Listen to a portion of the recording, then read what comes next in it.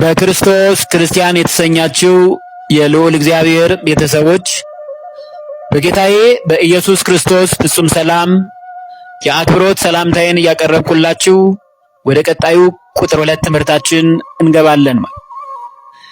እንግዲህ ቁጥር 1 ላይ ያየነውንና ቁጥር 2 ላይ የምንቀጥለውን የትምህርታችን ርዕስ ታቦት በረከቱና ኃይሉ በሚል ነው። ስለ ታቦት ኃይል ሙሉ ዕውቀት እንዲኖራችሁ መጽሐፈ ኢያሱ ወልደ ነዌን ምዕራፍ 6ን ከቁጥር 1 ጀምሮ እስከ መጨረሻው ቁጥር ያለውን ቤታችሁ አረፍ ስትሉ መመልከት ትችላላችሁ። የታቦት ኃይልን ግን ታቦት ያለ ስልጣነ ክህነት መንካት አይቻልም። ይህን እውነት ከኦዛ ታሪክ መማር እንችላለን። እስቲ እንመልከተው። ሁለተኛ ሳሙኤል ምዕራፍ 6 ከቁጥር 1 ጀምሮ እስከ 8 እንዲህ ይላል። ዳዊትም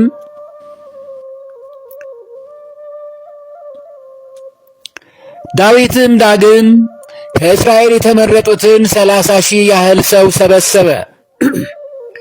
ዳዊትና ከእርሱ ጋር የነበሩት ሕዝብ ሁሉ በይሁዳ ካለች ከበዓል ተነስተው በኪሩቤል ላይ በተቀመጠ በሰራዊት ጌታ በእግዚአብሔር ስም የተጠራውን የእግዚአብሔርን ታቦት ከዚያ ያመጡ ዘንድ ሄዱ። የእግዚአብሔርንም ታቦት በአዲስ ሰረገላ ላይ ጫኑ። በኮረብታውም ላይ ከነበረው ከአሚናዳብ ቤት አመጡት። የአሚናዳብም ልጆች ኦዛና አህዮ አዲሱን ሰረገላ ይነዱ ነበር። በኮረብታውም ላይ ከነበረው ከአሚናዳብ ቤት የእግዚአብሔርን ታቦት ባመጡ ጊዜ አህዩ በታቦቱ ፊት ይሄድ ነበር። ዳዊትና የእስራኤልን ቤት ሁሉ በቀኔና በበገና በመሰንቆም በከበሮም በነጋሪትና በጸናጽል በእግዚአብሔር ፊት በሙሉ ኃይላቸው ይጫወቱ ይዘምሩ ነበር ነው የሚለው። ዛሬ ታቦታት ከስፍራቸው ተነስተው ወደ ማደሪያቸው ሲሄዱ እያሸበሸብን እንደምንዘምረው ማለት ነው። ወደ ናኮንም አውድማ በደረሱ ጊዜ በሬዎቹ ይፋንኑ ነበርና ኦዛ እጁን ዘርግቶ የእግዚአብሔርን ታቦት እንደማንኛውም ዕቃ መስሎት ያዘ። የእግዚአብሔርም ቁጣ በኦዛ ላይ ነደደ ነው የሚል። ይሄ ነው መጠንቀቅ ያስፈልጋል። ታቦታት እግዚአብሔር የሚያድርባቸው ናቸው። ታቦትን ያለ ስልጣነ ክህነት መንካትም እንደ እግዚአብሔር ቅዱስ ፈቃድ እንደ ሙሴ አይነት ክህነት ያለው ሰው ሊሰራም ካልተፈቀደ በቀር ማንም ታቦትን ሊቀርጽ አይችልም። የእግዚአብሔር ቁጣ በኦዛ ላይ ነደደ። እግዚአብሔርም ስለ ድፍረቱ በዚያው ቀሰፈው ነው የሚለው። ተሳስቼ ነው ሳላውቅ ነው ለመልካም ነገር ላደርግ ብዬ ነው አይደለም። መጠንቀቅ ያስፈልጋል። እግዚአብሔር ልካችንን ልናውቅ ያስፈልጋል። አሁን ዛሬ ያለው ትውልድ ዕውቀት አገኘው ብሎ ብዙ ቲፎዞ ወይም ደግሞ ቡድኖች አገኘው ብሎ ታቦታትን በተመለከተ ስድብ ሲሳደቡ ስሰማ ለእነርሱ እኔ አዝናለሁ። በእግዚአብሔር ታቦት አጠገብ በዚያው ሞተ ነው የሚለው። እግዚአብሔርም ኦዛን ስለሰበረው ዳዊት ደነገጠ፣ ዳዊት አዘነ። እስከ ዛሬም ድረስ የዚያ ስፍራ ስም የኦዛ ስብራት ተብሎ ተጠራ። ዛሬ ታቦታትን በመናቅ የሚያዋርዱ ጠረጴዛ ነው የሚሉ ዝም ብለው አንድ ጨርቅ አምጥተዋል ሰው ነው የሚሉ እንደ ኦዛ ስብራታቸው ሁሌም አይረሳም። የኦዛ ስብራት እነርሱንም ይገጥማቸዋል።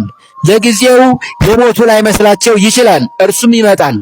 ከዚያ በፊት ግን በቁማቸው ሞተዋል፣ ክብራቸውንም አጥተዋል። የእግዚአብሔርን መንገድ ስላልተከተሉ በሰው ዘንድ እየተናቁ ሆነዋል። የቁም ሞት ማለት ይሄ ነው። የታቦት በረከትን እንይ። ስለዚህ ታቦት ኃይል አለውና ታቦታትን በልኩ ነው ልንቀርብ የሚገባው። እናቶቻችን አባቶቻችን ካለ ስልጣነ ክህነት በቀር ወደዚያ መቅረብም አደጋ አለው። በዚህ ልክ እግዚአብሔር የሚያድርበትን ታቦታትን ማክበር ከክርስቲያኖች የሚጠበቅ ተግባር። የታቦት በረከት ነቢየ እግዚአብሔር ንጉሥ ዳዊት በኦዛ መቀጸፍ ፈርቶ ታቦተ ጽዮንን ወደ ቤቱ ለመውሰድ ፈቃደኛ ሳይሆን በመቅረቱ በአቢዳራ ቤት እንድትቀመጥ አደረገ። የዚህን ጊዜ የታቦት በረከት በአቢዳራ ቤት ተገለጠ። እስቲ እንየው ከመጽሐፍ ቅዱስ ሁለተኛ ሳሙኤል ምዕራፍ 6 ከቁጥር 9 እስከ 11 ላይ እንዲህ ይላል። በዚያም ቀን ዳዊት እግዚአብሔርን ፈራና የእግዚአብሔር ታቦት ወደ እኔ እንዴት ሊመጣ ይችላል አለ።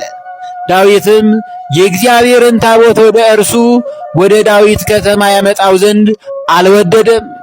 ዳዊትም በጌት ሰው በአቢዳራ ቤት አገባው። የእግዚአብሔርም ታቦት በጌት ሰው በአቢዳራ ቤት 3 ወር ያህል ተቀመጠ። እግዚአብሔርም አቢዳራንና ቤቱን ሁሉ ባረከ። ስለማን ነው የባረከው? ስለ ታቦቱ ክብር። ታቦቱ ላይ ማን አለ? ጽላቱ እግዚአብሔር አለ። ሕገ እግዚአብሔር የተጻፈበት ታቦቱ እርሱ ቤት ቢያድር በሥጋም በነፍስም አቢዳራን ቤቱንም አቢዳራንም ባረከው ነው የሚለው። ይህ መጽሐፍ ቅዱስ እውነተኛ ግልጥ ያለ ማስረጃ ነው። ስለዚህ ታቦታት ርዕሳችንም ታቦት በረከቱና ኃይሉ ነው። ኃይሉን በዖዛ ላይ ተምረነዋል። በረከቱን በአቢዳራ ቤትና አቢዳራን ሲባርክ አይተነዋል። ይሄ ነው የመጽሐፍ ቅዱስ ማስረጃ። ስለዚህ ለታቦታት ክብር ልንሰጥ ይገባል። በዋቃችንን፣ ማዕዳችንን፣ እቅዳችንን፣ ዓላማችንን፣ ራእያችንን የሚባርክ እግዚአብሔር ነው። ታቦታትን ስናከብር እንከብራለን እንጂ አንዋረድም። ትውልዱ ግን በዚህ ልክ እግዚአብሔርን ንቆ ይታያል። ትንቢቱ ይፈጸም ዘንድ ግድ ስለሆነ ነው እንጂ እግዚአብሔር በመቅሰፍት ሁሉንም ሊቀጣ ይችላል።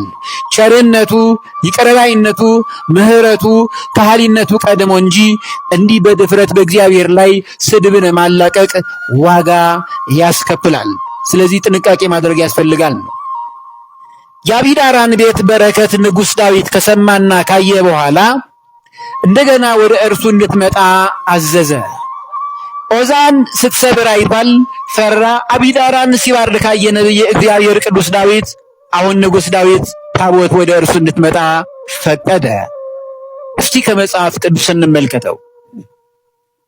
ሁለተኛ ሳሙኤል ምዕራፍ 6 ከቁጥር 12 እስከ 15 ላይ ቃል በቃል ከመጽሐፍ ቅዱስ እንመልከተው። ንጉሡ ዳዊትም እግዚአብሔር የአቢዳራን ቤትና የነበረውን ሁሉ ስለ እግዚአብሔር ታቦት እንደባረከ ሰማ። ዳዊትም ሄዶ የእግዚአብሔርን ታቦት ከአቢዳራ ቤት ወደ ዳዊት ከተማ በደስታ አመጣው። የእግዚአብሔርን ታቦት የተሸከሙ 6 እርምጃ በሄዱ ጊዜ 1 በሬና 1 ፍሪዳ ሰዋ።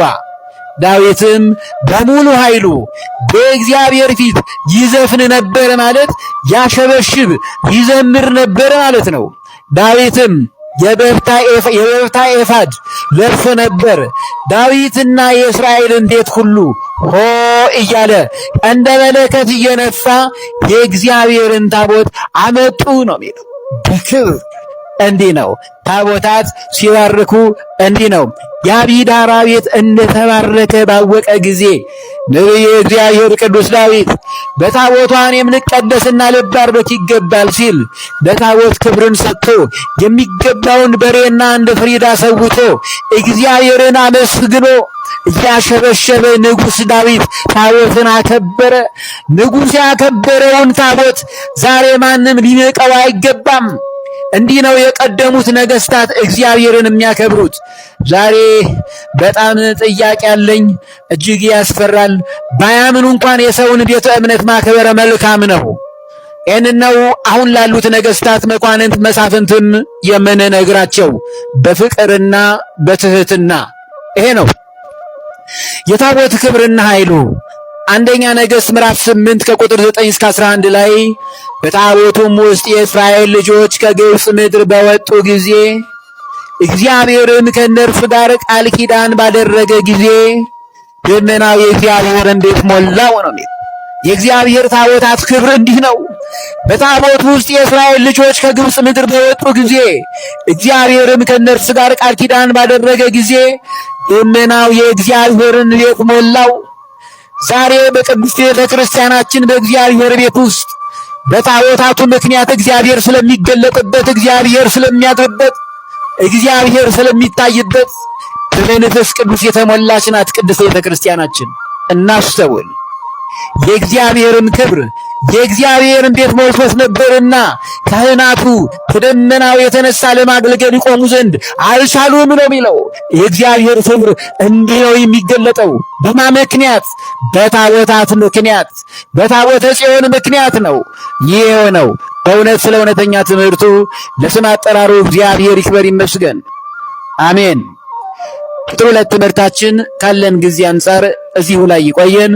እንደ እግዚአብሔር ቅዱስ ፈቃድ ቁጥር 3 ይቀጥላል።